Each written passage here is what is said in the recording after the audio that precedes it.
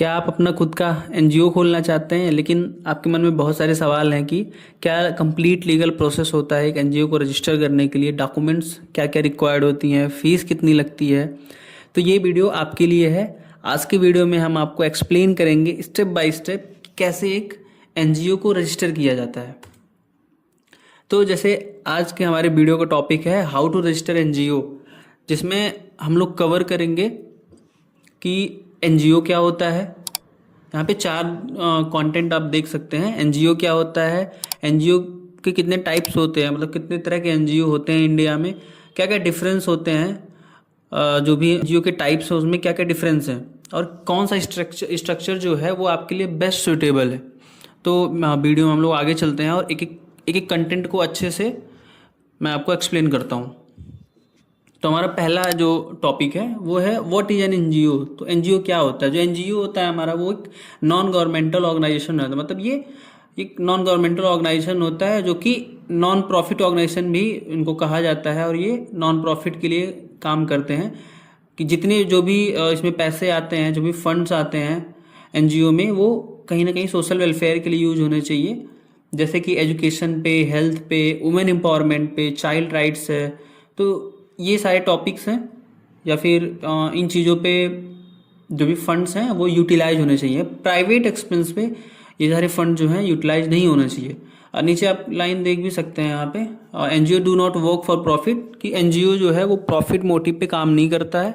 जो भी पैसे, जो भी इनकम एनजीओ में आते हैं वो सोशल ऑब्जेक्टिव के लिए होने चाहिए। तो नेक्स्ट जो हमारा है सेकंड टॉपिक वो है types of NGO in India. NGO हमारे इंडिया में कितने तरह के एनजीओ पाए जाते हैं, इनके बारे में हम लोग थोड़ा सा जानेंगे। पहला होता है हमारा सोसाइटी, जो कि सोसाइटी एक्ट 1860 के अंडर रजिस्टर्ड होता है, जिसमें अ ग्रुप ऑफ पीपल अपना एक एसोसिएशन बना के इस सोसाइटी को रजिस्टर करते हैं और अपना जो भी सोशल वेलफेयर के काम होते हैं वो करते हैं। दूसरा जो फॉर्म है वो हमारा ट्रस्ट, जो कि इंडियन ट्रस्ट एक्ट 1882 के अंडर रजिस्टर्ड होता है। अब इसमें क्या होता है कि ये गवर्नमेंट के द्वारा रेगुलेट नहीं किया जाता है, लेकिन ये जो इंडियन लॉ है उसके अंडर रजिस्टर्ड जरूर होता है। इसको जो भी रजिस्टर करा है वो रेगुलेट करता है, लेकिन इंडियन जो लॉ है उसको फॉलो करना पड़ता है आपको, क्या क्या लीगल प्रोसीजर्स होते हैं, सारी चीज़ें। थर्ड जो फॉर्म है हमारा वो सेक्शन 8 कंपनी है, जिसमें प्रॉपर एमसीए के द्वारा नेम अप्रूवल मिलता है, जो कि कंपनीज एक्ट 2013 के अंडर रजिस्टर्ड होता है। और कहीं ना कहीं इन तीनों फॉर्म में जो सबसे हाईली कंप्लायंस होते हैं वो आपके सेक्शन 8 कंपनी में होते हैं बेसिकली। तो नेक्स्ट टॉपिक जो हमारा है ये difference between trust, society and section 8 company. इन तीनों में डिफरेंस क्या होता है, एक हम लोग ये कंपैरिजन टेबल के हेल्प से हम लोग इन तीनों को कंपेयर करेंगे कि क्या डिफरेंस होते हैं बेसिकली तीनों में। जिसमें पहला देखिए हमारा गवर्निंग लॉ है कि कौन कौन से लॉ हैं जो इन तीनों एनजीओ को या फिर तीनों फॉर्म को गवर्न करते हैं। तो पहला जो ट्रस्ट का जो गवर्निंग बॉडी वो इंडियन ट्रस्ट एक्ट 1882 है। इसके अंडर ये जो ट्रस्ट है वो कंप्लाई होता है और इसी के रूल रेगुलेशन फॉलो करके इसको रजिस्टर किया जाता है और इसी के द्वारा इसको रेगुलेट किया जाता है। सेकेंड हमारा सोसाइटी, जिसमें सोसाइटी रजिस्ट्रेशन एक्ट 1860 के अंडर ये रजिस्टर्ड होता है। और थर्ड हमारा है सेक्शन 8 कंपनी, जो कि कंपनीज एक्ट 2013 के अंडर इसको रजिस्टर करवाया जाता है। ये गवर्निंग बॉडी इसकी है। उसके बाद हमारा देखेंगे मिनिमम मेंबर्स, कितने मेंबर्स हमको रिक्वायर्ड होते हैं किसी भी फॉर्म को ओपन करने के लिए। तो जो हमारा ट्रस्ट में वो मिनिमम 2 मेंबर्स होते हैं, 2 ट्रस्टीज होते हैं। यहाँ पे आप देख सकते हैं ये यहाँ पे 2 ट्रस्टीज होते हैं, मिनिमम 2 ट्रस्टीज होने चाहिए। उसके बाद आप एक ट्रस्ट को ओपन कर सकते हैं। उसके बाद सोसाइटी में हमारे मिनिमम 7 मेंबर होने चाहिए। यहाँ पे देखिए मेंशन है मिनिमम 7 मेंबर होने चाहिए किसी भी सोसाइटी को फॉर्म करने के लिए। और सेक्शन 8 कंपनी में मिनिमम 2 डायरेक्टर्स से आप सेक्शन 8 कंपनी खोल सकते हैं। फिर नेक्स्ट है हमारा रजिस्ट्रेशन अथॉरिटी की, कहाँ पे जो रजिस्ट्रेशन है वो हमको जाके करवाना पड़ेगा। तो ट्रस्ट में क्या होता है, डिस्ट्रिक्ट सब रजिस्ट्रार के पास जाना पड़ता है। बेसिकली ये रेवेन्यू ऑफिस होता है हमारा, वहाँ पे होता है जहाँ पे ये एंट्री वगैरह होती है, वहाँ पे ये होता है डिस्ट्रिक्ट सब रजिस्ट्रार। सोसाइटी रजिस्टर कराने के लिए हमको रजिस्ट्रार ऑफ सोसाइटीज़ के पास जाना पड़ता है। बेसिकली ये भी आपका जो डिस्ट्रिक्ट सब रजिस्ट्रार का ऑफिस है वहाँ पे भी हो जाता है, कहीं कहीं पे दोनों जो ट्रस्ट और सोसाइटी दोनों सेम जगह पे ही हो जाते हैं, कहीं कहीं पे इनका जो ऑफिस है वो अलग अलग बनाया गया है।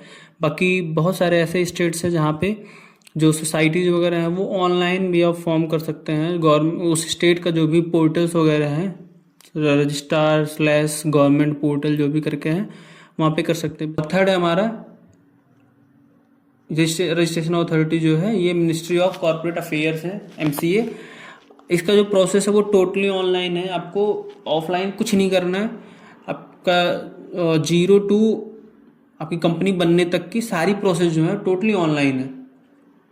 यहाँ पे आप ऑनलाइन जाके वहाँ पे उनके पोर्टल पे अपना फर्म का नाम अप्रूवल ले सकते हैं। उसके बाद वहाँ से आपका जो सेक्शन 8 कंपनी में रजिस्टर करवा रहे हैं तो वहाँ से आपका NGO ओपन हो सकता है।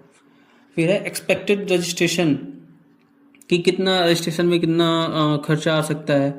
तो ट्रस्ट में बेसिकली 8 to 10,000 जिसमें आपका रजिस्ट्रेशन कॉस्ट होता है।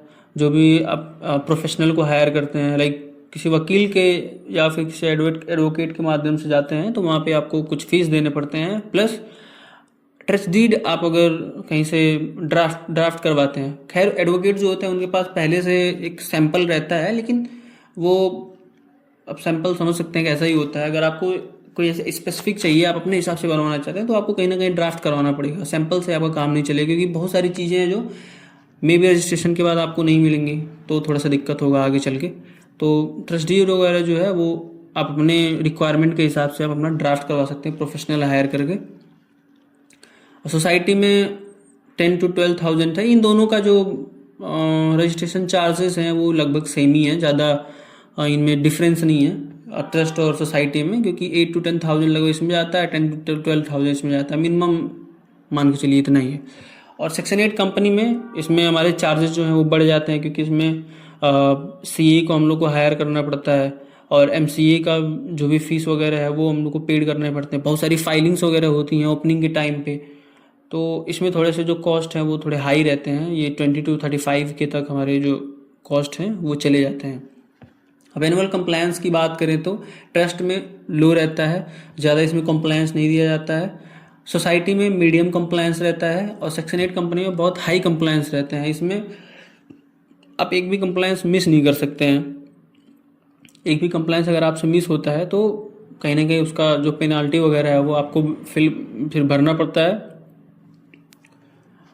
और जो ट्रस्ट और सोसाइटी में उसके कंप्लायंस जो है बहुत से मॉडरेट होते हैं, उतना नहीं होता। नॉर्मली आप उसको आप कंप्लाई कर सकते हैं, फुलफिल कर सकते हैं, कोई दिक्कत नहीं है। लेकिन सेक्शन 8 कंपनी में थोड़े हाई होते हैं, इसीलिए इनके चार्जेस भी जो प्रोफेशनल वगैरह हायर करते हैं उनसे हाई हो जाता है। हमारा क्या क्या डॉक्यूमेंट्स हमको रिक्वायर्ड है ट्रस्ट, सोसाइटी और सेक्शन 8 कंपनी को ओपन करने के लिए। तो ट्रस्ट में हम लोग देखेंगे, पहले हमको अपने ट्रस्ट का ट्रस्ट डीड ड्राफ्ट करवाना पड़ता है। और ये ट्रस्ट डीड जो होता है हमारा, ये मेन डॉक्यूमेंट्स होता है हमारे ट्रस्ट को रेगुलेट करने के लिए। उसके बाद पैन कार्ड प्लस आधार कार्ड प्लस 2 फोटोज जितने भी ट्रस्टीज हैं उनके, प्लस 2 विटनेस चाहिए हमको और उनके आधार कार्ड और उनके फोटोग्राफ्स। उसके अलावा एड्रेस प्रूफ चाहिए ऑफिस का हमको, एग्रीमेंट, NOC और लेटेस्ट जो है इलेक्ट्रिसिटी बिल चाहिए। सोसाइटी में हम लोग देखेंगे तो MOA होता है, मेमोरेंडम ऑफ एसोसिएशन, और उसके बाई लॉज होते हैं, रूल एंड रेगुलेशन। दूसरा है हमारा पैन कार्ड प्लस आधार कार्ड जितने भी मेंबर्स हमारे रजिस्टर्ड हो रहे हैं, और एड्रेस प्रूफ चाहिए हमको, ऑफिस का एग्रीमेंट, NOC और लेटेस्ट इलेक्ट्रिसिटी बिल। ये दोनों में कॉमन है, ट्रस्ट और सोसाइटी में दोनों में कॉमन है। उसके बाद गवर्न कौन सा डिजिग्नेशन लेके इस सोसाइटी को गवर्न कर रहा है, इसकी पूरी लिस्ट बनती है। नेक्स्ट हमारा सेक्शन 8 कंपनी। अब सेक्शन 8 कंपनी में हमारा पहला जो है MOA and AOA, memorandum of association और आर्टिकल ऑफ एसोसिएशन बनता है। उसके बाद पैन कार्ड और आधार कार्ड हमारे जो डायरेक्टर्स होते हैं उनके लगते हैं, प्लस डायरेक्टर्स के DSC और DIN हमको पहले से बनवाने पड़ते हैं। DSC जो होता है हमारा डिजिटल सिग्नेचर होता है डायरेक्टर्स के, और DIN नंबर होता है जो हमारा डिजिटल आइडेंटिफिकेशन नंबर्स होते हैं। ये हमारी रिक्वायरमेंट्स होती हैं, पहले इनको हमको बनवाने पड़ते हैं। और एज इट सेम जो हमारा एड्रेस प्रूफ है ऑफिस का वो लगता है। इसके बाद आपका सेक्शन 8 कंपनी हो, ट्रस्ट हो, सोसाइटी हो, इतने सारे डॉक्यूमेंट्स के बाद आपका ओपन हो सकता है।